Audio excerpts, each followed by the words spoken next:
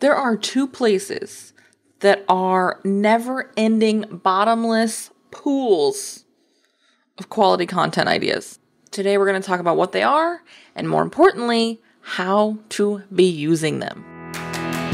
Welcome to the More Profitable Podcast with Stacey Harris. I'm Stacey, and this is the spot to learn more about the strategies, tactics, and tools you need to build your more profitable podcast. My team and I work every day with podcasters like you to shift shows from frustrating time sucks to productive members of your sales team, because your show should be built to generate and convert leads. So let's get into it. You may have heard earlier this year, I started experimenting with TikTok, and I have a great time on TikTok. I have absolutely generated some really cool conversations and even client relationships thanks to TikTok. And there's one thing, well, there's probably more than one thing, but there's one thing that I want to talk about today that drives me bananas on TikTok. And it is content guru, content expert after content expert telling you and me and anyone else who will listen that Answer the Public or dropping in a keyword and looking for all the Googled questions is your best way to produce high quality content that your ideal clients already looking for. And that is nonsense. Absolute nonsense. These can be interesting tools to use as a way to refine or, launch a brainstorm or, get clarity in a new keyword space. But I'm only ever using the results of that. And by the way, I don't know that I've ever actually used those tools, but I would only use those tools to highlight or remind me about questions that are coming from one of the two sources we're going to talk about today. And we're going to talk about what they are and how we use them. But I want you to notice, and I'm going to affirm this a few times, that there is a specific order in which we use these, and a prioritization that's going to be incredibly important. So before we dig into that, I want to remind you, if you haven't signed up for Podcast Newsroom yet, podcastnewsroom.com. As we move into this last little bit of 2022, if you had things like a private podcast, or you're not really sure what sort of things you should be auditing and reviewing, those are all things we've covered in episodes over the last year on Podcast Newsroom. So head over to that space, make sure you're signed up, podcastnewsroom.com, and listen in on those episodes. I have had a couple of people reach out recently about the private podcast episode specifically because they're looking to add that to their program, mastermind, whatever it may be, use it as an opt-in in 2023, and they weren't really sure how to do that. We talk a lot about the tech we use and our process and what we do when we create those over on that show. So go listen to podcastnewsroom.com. Let's dig in. Let's talk about my first favorite way to get content ideas. My first favorite way to get content ideas, my first favorite way to have a firm understanding, a real life understanding of what my clients are talking about, how they're talking about the work I do, what benefits they feel, what wins and takeaways they have, is I freaking ask them. I know. It's crazy. Before you go to Answer the Public and you put in a 2-word keyword that is a super generalization of what you do, like business coach, and then start creating content around the 47,000 questions that come up that are like, what is a business coach? How is a business coach? Where is a business coach? Talk to your clients. Start using their words. Start answering their questions. The reason I like to go to my clients first is because they're already paying me. So that's an ideal client. Now, obviously, there's more nuance in that. They're already paying me because they're ideal clients, not their ideal clients because they're already paying me, but we already have a relationship. We're already working together. So when we go through, say, our quarterly calls, where once a quarter I sit down with each and every one of our clients and guess what? Answer their questions. I'm making notes. I have a page open in my Good Notes on my iPad and I'm writing down the questions. And in some cases, many cases, I'm just putting little like dash marks, sort of like ticks where it's a repeat question. How do I prioritize that list? Guess what? It's the questions that were asked the most frequently that I start with, and then I move through to the bottom of the list. I know, it's bananas. But this means that I'm able then to go create TikToks, record episodes of the show, pitch podcasts to other hosts, pitch speaking engagements for major events, using content my ideal client definitely cares about. Questions they absolutely have. Best part, in their words, exactly how they want to ask it, exactly how they're thinking about it, with the nuance I need already built in. So if you're a coach, or you're a consultant, or you are delivering a service, you should be making sure you have eyes on some kind of list of questions you get asked again and again and again. And what I love about this specifically is it also helps me identify seasons.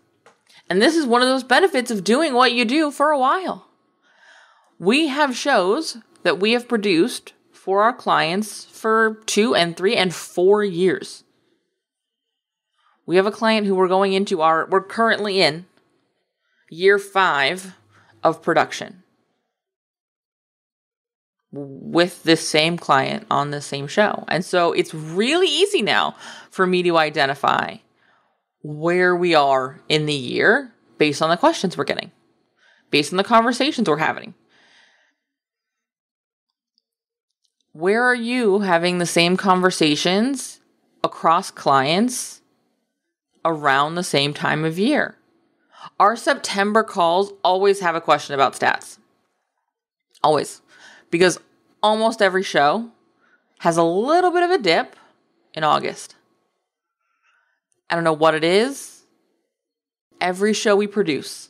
And in fairness, I'd say 25% of our clients take not insignificant amount of time off in August.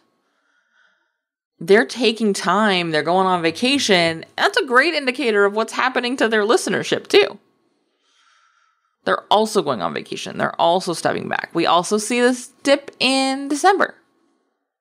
People are off for holidays. People are closing out their year. Whatever it may be. But there's a little bit of a dip. And because I've seen this long enough, I know what questions happen sort of seasonally in general. And so it becomes really easy for me to, in advance, prepare content. You'll notice that with some of the episodes we have coming up on this show. In December, you and I are going to sit down and we're going to talk about setting annual podcast goals. You know why? Because right now, in November, as I'm sitting down and building Q1 strategies with our clients, we're talking about what do we want to do with their show next year? We're talking about what have we seen with your show? How's it feeling? What are you hearing on sales calls? What are some of the themes you heard this year that we want to make sure we have line of sight of for next year? Where can we get ahead of, oh, I know this is going to dip here, so what can we do to repurpose? What can we do to double down our marketing efforts? What can we do to get ahead of that? Do we need to time some promotions differently so that we don't just end up dumping a promo in a place where we don't get a lot of attention? And so these conversations help dictate forward content. I'm able to get even further ahead strategically when I start looking at these on an ongoing basis and observing the bigger picture across clients. And that's what I want you to do. I want to shift gears now. I want to talk about the second favorite way to get content ideas. And this is really, for me, specific to building sales assets. When I'm looking at what do I need to do to sell this offer, I'm looking at really what do you need to know if this is the right offer for you? What information do you need to have so that you can say yes or no? I want you to notice, just a little sidebar here, I want you to notice I didn't say, what do I need you to know to buy? Because for me, that's where sort of the rub comes in. I don't need you to know stuff to buy. I need to give you information to know whether or not to buy. Because some of the most important work this show does is tell people who are not you that this is not the place for them. That this agency isn't going to be a good fit if it's not going to be a good fit. I want my content to upfront be helping me qualify my leads so that when I get on a sales call with you and you and I are having a conversation, you and I are both just doing a like, cool, everything has worked? Not trying to figure it out, but confirming it. And so again, I am looking for what do you need to know to make a decision? That decision very well may be no. It's just as important as that I give you the information to make it a no as it is that I give you the information to make it a yes. And so how do I get that information? Where do I figure that out? Especially that information where I'm looking at wanting to help those no's become no's. That's probably not going to be in my client conversations because those people aren't making it into working with me as a client. They're jumping off the boat at the latest at a sales call. So I need to be looking at my sales calls. What are the questions that I get in sales conversations? What are the emails I get in response to the sales emails I have going out? What are the DMs I get on Instagram? What are the questions I'm getting on TikTok around an offer or in my DMs around what working with us looks like, or even some philosophical, I'm going to call them, questions around how we think about shows and the kind of shows we produce. That is a really important one for us because we don't produce any kind of podcast. We produce a very specific kind of podcast. We produce expert-led podcasts built to convert into sales. So these are expert-led, brand-driven podcasts. Your goal here is to sell a product, a service. It's not to get X amount of listeners so that you can sell ad space or whatever the case may be, or merch or whatever. It's you're building content to sell something. You're not building content as an offer. And so I need to be really clear about that in our content. I need to be speaking to that specificity. I need to be speaking to the, I'm going to use my favorite word, nuances that you and I have as the kind of podcasters we are, instead of all podcasters ever. There's a lot of them, and that sounds exhausting. I want to work with the kind of shows that we work with because these are the kind of shows I like. These are the kind of shows I produce. Okay, so when we're looking at building content that really speaks to what we do and really speaks to how we work, clients, those are where we should be getting those questions. Secondary source for those kind of questions, absolutely sales calls, those leads. But when we're building sales assets, when we're building episodes that are supposed to help you make a decision to purchase, when we're looking at what do you need to know to say, yep, this is for me, or nope, not for me, we're looking at our sales calls. We're looking at those conversations that we're having that are direct sales conversations. moving back to our episode week before last, around sales pages. These are where I'm getting the questions that I need to fill in to help somebody say, yep, this is for me, or no, this is for me. Episodes like today are content I'm pulling in from conversations I've had on sales calls or in my DMs with potential clients, with leads. Again, sales conversations. That's why these 2 episodes specifically were created based on conversations or things I've seen in those sales specific spaces. When I'm looking at episodes like the October series we ran on podcast housekeeping, a lot of that was pulled from client conversations, was pulled from quarterly calls we've had over and over again, and all times of year, sort of seeing this, well, should we, when do we, what does this look like? And so we built that series. Those are actionable examples that you can go and listen to that were all pulled from real life interactions with real life people who were either already paying me, going to pay me, or helped them decide not to pay me.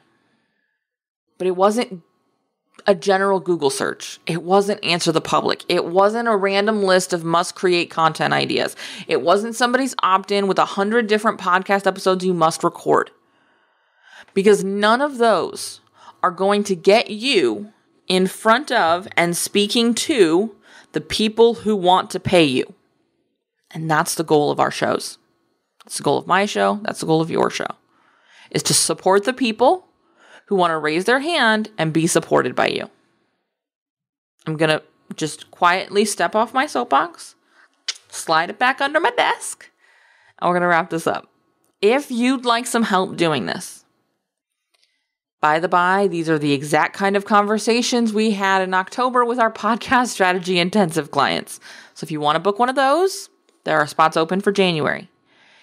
If you would like to make sure you and I sit down and have a quarterly conversation every quarter next year to have this kind of conversation and direct these kind of episodes to your content calendar, we can have that conversation too. We are right now signing clients to start with us in January for podcast production. We will only take 2 clients in January for podcast production. So whoever starts working with us in January will likely be signed in November or December. So reach out. Let's have a conversation. Let's talk about what's next for you and your show in the next year. And let's build in these kind of things for you. Remember, we start every single client contract with a 90-minute version of that quarterly call as our onboarding and kickoff call.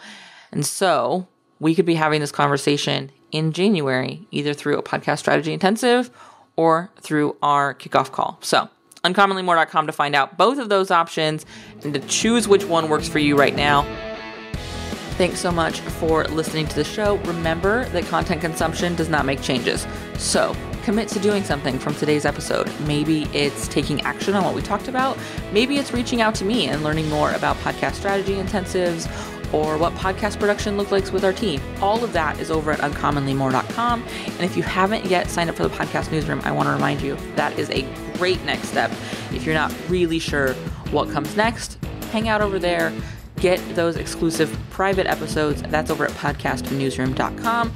And the last favor I will ask, because social proof is endlessly important for sure, is to leave a rating or review for the show. If you go to ratethispodcast.com/more, that's the easiest way to do it. But I would love to hear what you thought of the show, what you think of the show, and if the show has been helpful for you. I can't wait to chat with you. So this is just the start of the conversation. Reach out so we can keep it going. Talk soon.